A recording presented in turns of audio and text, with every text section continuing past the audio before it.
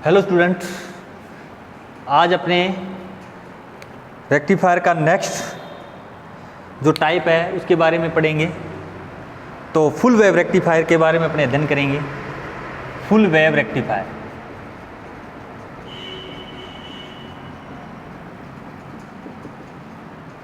पिछली क्लास में अपने पढ़ा था कि इसके दो प्रकार थे। एक तो क्या था, सेंटर टैप रेक्टिफायर, एक था ब्रिज रेक्टिफायर।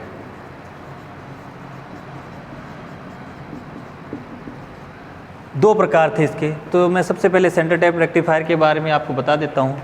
तो सेंटर टैप रेक्टिफायर क्या चीज़ है, तो सर्किट डायग्राम बनाते हैं। तो ब्लॉक डायग्राम में जैसे पिछली क्लास में पढ़ा था अपनों ने, वही ट्रांसफार्मर की आवश्यकता पड़ेगी अपने को। मैंने एक ट्रांसफार्मर लगाया, कौन सा, स्टेप डाउन ट्रांसफार्मर लगाया,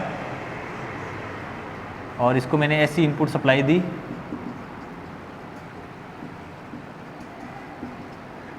और ये इसकी क्या होगी, आउटपुट।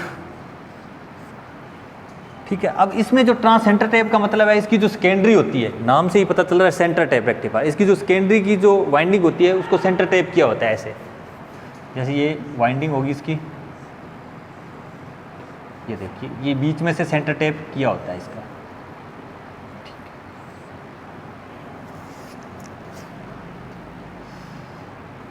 इस तरह से ये सेंटर टैप किया होता है। बीच में दो डायोड लगे होते हैं, डायोड D1 और डायोड D2। ये अपने को यहाँ पे जो प्राप्त होगी वो आउटपुट DC आउटपुट प्राप्त होगी, DC आउटपुट।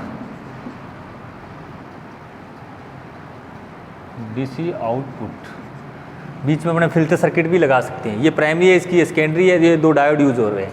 तो हाफ वेव रेक्टिफायर में तो अपने एक ही डायोड लगा रहे थे। इसी वजह से अपने क्या था कि जो ऐसी इनपुट सप्लाई के पॉजिटिव भाग के अंदर ही अपने डायोड काम कर रहा था, और पॉजिटिव भाग के अंदर ही आउटपुट में DC आउटपुट अपने को प्राप्त हो रही थी। ठीक है। इसमें अपने दो डायोड यूज कर लिए। अब दो डायोड यूज करेंगे तो क्या होगा, जब एक डायोड क्या होगा, फॉरवर्ड में होगा तो वो काम करेगा, दूसरा रिवर्स में होगा। ठीक है, वो ऑफ होगा। अब दूसरा फॉरवर्ड में होगा तो जो पहले वाला है वो रिवर्स हो जाएगा। तो इस तरह से बारी बारी से दोनों डायोड फॉरवर्ड रिवर्स होके आउटपुट कंटिन्यू आउटपुट देते रहेंगे, और अपने को जो आउटपुट DC प्राप्त होगी वो कंटिन्यू ही प्राप्त होगी। क्योंकि हाफ वेव में तो क्या हुआ था, अपने को जो DC आउटपुट प्राप्त हो रही थी तो रुक रुक के प्राप्त हो रही थी। तो अपने ये चीज़ अपने वेव फॉर्म से समझ सकते हैं। जैसे मैंने क्या किया, ये इसका सर्किट डायग्राम है। सर्किट डायग्राम आपको समझ में आ ही गया होगा। ये स्टेप डाउन ट्रांसफार्मर है, ये डायोड D1 है, ये डायोड D2 है। यहाँ पे अपने को क्या होगा, आउटपुट DC प्राप्त हो जाएगी। ठीक है। तो मैं जब इसको इनपुट सप्लाई दूंगा तो इनपुट सप्लाई आपको पता है ये ऐसी वेव होगी, ये ऐसी वेव है अपनी, ये ऐसी वेव ही होगी इनपुट सप्लाई। ठीक है। तो इसमें क्या है, यहाँ पे मैं लिख देता हूँ इनपुट सप्लाई ऐसी वेव, ऐसी। ठीक है। अब एक वेव मैं दिखा देता हूँ D1 डायोड की, मान लेते हैं ये D1 डायोड की वेव है, और एक वेव अपने दिखाएंगे D2 की। ठीक है। और तीसरी क्या होगी, अपने आउटपुट होगी। आउटपुट वेव अपने को कैसी प्राप्त होगी वो यहाँ पे अपने दिखा देते हैं। ठीक है। तो देखो, अब जब मैं इसको इनपुट सप्लाई दूंगा तो आपको पता ही है ट्रांसफार्मर स्टेप डाउन है, जितनी DC वोल्टेज की आवश्यकता है उतनी आवश्यकता के हिसाब से स्टेप डाउन ट्रांसफार्मर ले लेंगे। जैसे फॉर एग्जांपल 240 अपने को 12 वोल्ट यहाँ पे चाहिए, तो 240/12 वोल्ट का ट्रांसफार्मर लेंगे, स्टेप डाउन ट्रांसफार्मर लेंगे। मान लो यहाँ पे 24 है तो अपने 240/24 वोल्ट का ट्रांसफार्मर ले लेंगे। ठीक है। तो जब मैं इसको इनपुट सप्लाई दूंगा तो आपको पता है इन सिरों के ऊपर तो क्या होगा, अपने को 24 वोल्ट DC प्राप्त होगी। अब देखो, अब इस कंडीशन के अंदर देखो, जब ऐसी सप्लाई का धन भाग,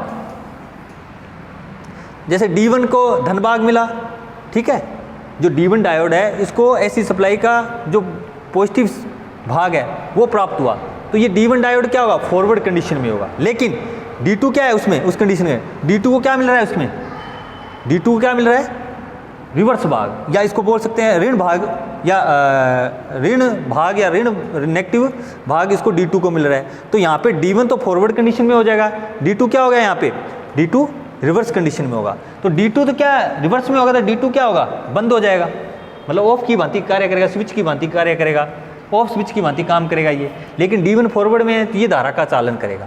तो अपने को जो D1 की वजह से धारा प्राप्त होगी वो इस तरह से प्राप्त होगी, देखो पॉजिटिव भाग से प्राप्त हुई। लेकिन D1 में अपने को रिवर्स भाग से प्राप्त नहीं होगी, अपने को D2 जो है उस कंडीशन के अंदर D2 है, रिवर्स भाग जो है D2 का, ठीक है। अब ये सप्लाई जब यहाँ पे आई तो ये D1 क्या हो गया, रिवर्स हो गया, D2 क्या हो गया, फॉरवर्ड हो गया। तो D2 से अपने को क्या मिल जाएगा, दूसरा आउटपुट अपने को मिल जाएगा, ठीक है। इसी तरह अब एक डायोड क्या होगा, ठीक है। अब यहाँ पे D1 से, यहाँ पे D1 से आगे फिर कंटिन्यू अपने को क्या, आगे क्या मिलेगा, कंटिन्यू D2 से मिलेगा। तो अपने को जो फाइनली आउटपुट वेव प्राप्त होगी DC को, किस तरह से प्राप्त होगी, D1 और D2 की जो फाइनली प्राप्त होगी वो इस तरह से अपने को वेव प्राप्त हो जाएगी। तो कंटिन्यू वेव अपने को DC आउटपुट प्राप्त होगी। तो स्टूडेंट इस तरह से सेंटर टैप रेक्टिफायर काम में आता है और इस तरह से ये वर्किंग अपना करता है, ठीक है। अभी इसी वीडियो के अंदर अपने ब्रिज रेक्टिफायर भी देख लेते हैं, वो क्या है, ये तो सेंटर टैप रेक्टिफायर। अब सेंटर टैप में तो 2 डायोड की आवश्यकता होती है, वहीं अपने ब्रिज रेक्टिफायर के अंदर 4 डायोड की आवश्यकता होगी अपने।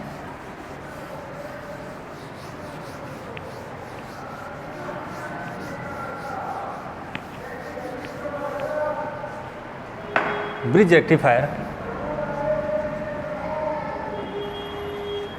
Bridge rectifier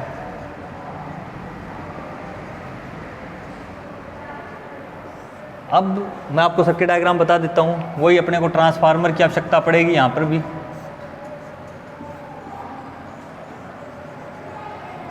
step down transformer लगाया। अब मैंने क्या किया, 2 डायोड यहाँ पे लगाने पड़ेंगे अपने को,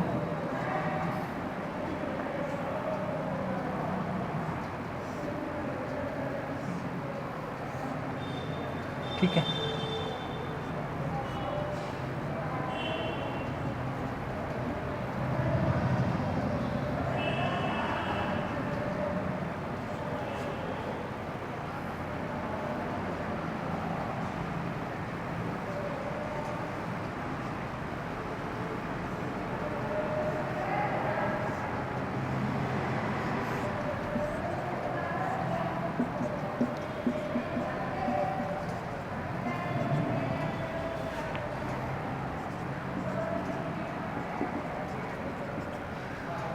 देखिए इसके अंदर जैसे फुल वेव रेक्टिफायर के अंदर जो सेंटर टैप रेक्टिफायर था उसके अंदर 2 डायोड लगाए रहे थे, D1 और D2। इसके अंदर अपने 4 डायोड लगाएंगे, D1, D2, D3 और D4, ठीक है। 4 डायोड लगेंगे।